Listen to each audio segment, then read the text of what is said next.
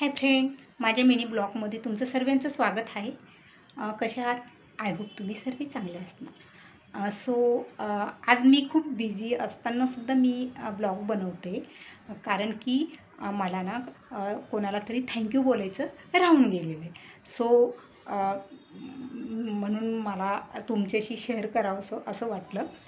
मी काल मॉर्निंगला ना मार्केटला गेलेली, कारण आज माझा उपवास होता. त्याच्यासाठी मला पूजेसाठी सामान आणायचं होता, फळं पण आणायचे होते, पूजेचं पण सामान आणायचं होतं. मला बाप्पांना द्रुवा घ्यायचा होता, म्हणून मी गार्डनमध्ये थांबून तो द्रुवा तोडणार तितक्यात ना तिथे ना एक मोठा असा नंदी होता ना.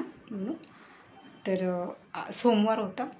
मी प्रत्येक मंडेला मी शिवमंदिरात माथा टेकायला जाते, न चुकता जाते. प्रॉब्लेम असला तर ते अवॉइड करते, बट मोस्टली मी जात असते. तर मग तिथं ना एक मोठा बैल होता.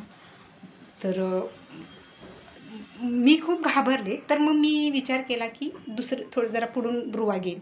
तर तो माझ्याच मागे आला. तर आणि नेमकं काय ना, त्या गार्डनमध्ये ना आजूबाजूला ना दलदल होतं आणि मधून ना एक बारीक रस्ता होता.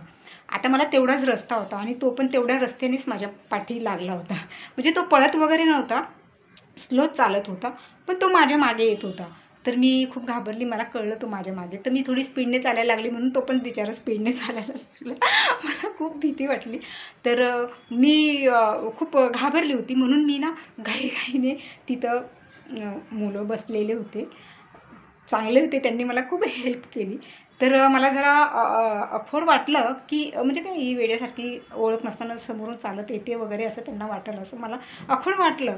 बट माझ्याकडं काही पर्यायच नव्हता, कारण आजूबाजूला दलदल होती आणि एक अशा पायऱ्या होत्या. तर मी डायरेक्ट जाऊन त्या पायऱ्या चढली आणि ते नंदीना माझ्या पाठीच आला. तर त्यांनी मला म्हणजे त्या नंदीपासून बचाव केला. नाही तर त्यांनी मला असं वाटतं की त्या बैलाने मला खूप मारलं असतं, शिंगबिंग लावून दिलं असतं, पूर्ण फाडून टाकलं असतं असं वाटतं. कारण मी रडकुंडी आली होती त्यावेळेस. मी आता हसते, पण त्यावेळेस मी खूप घाबरली होती.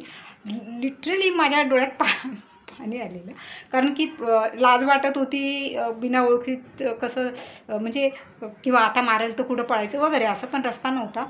तर त्या दादांनी ना मला वाचवलं. मला त्या बैलाने मारलं वगैरे नाही, पण माझ्या मागे आला तो आणि मी ज्या स्पीडने चालत होती त्या स्पीडने पण चालत होता. तर त्याला कारण काय होती की माझ्या हातात ना लाल कलरची बॅग होती, पिशवी होती मार्केटची. तर मला माहिती नाही त्याचं आणि लाल कापडचं काहीतरी 36 आकडा आहे असं मला म्हणजे नंतर माझ्या लक्षात आलं. ते मुलं बोलले तेव्हा लक्षात आलं. पण त्या दादांनी मला खूप छानपैकी ट्रीट केलं. तर त्याच्यातले 2 मुलं होते, मला पुढंपर्यंत घ्यायला पण आले आणि सोडायला पण आले ते. आणि एकाने तर त्या बैलाला अशी म्हणजे एकदम स्ट्रिक्टली त्याला मोठा बिंबूने त्याला अडवलं. तर त्याने मला मारलं वगैरे नाही, पण मी खूप घाबरली होती, कारण मुलं जर नसते तर काल माझी दशा खूप हे झाली असती. तर मला ते थँक्यू बोलायचं राहिलं होतं. दादांनो, सर्वांना खूप खूप थँक्यू की तुमच्या ताईला वाचवलं तुम्ही. खूप छान वाटलं की आमच्या मुंबईमध्ये मी नेहमी रील बनवत असते की आमची मुंबई मदतीला खूप चांगली आहे. तर माझा हा दुसरा अनुभव आहे की पहिला अनुभव खूप पहिला आहे, म्हणजे 10-12 वर्षापूर्वीचा आहे, ज्यावेळेस मी मधून पडली होती आणि मी बेशुद्ध असताना मी एकटी होती.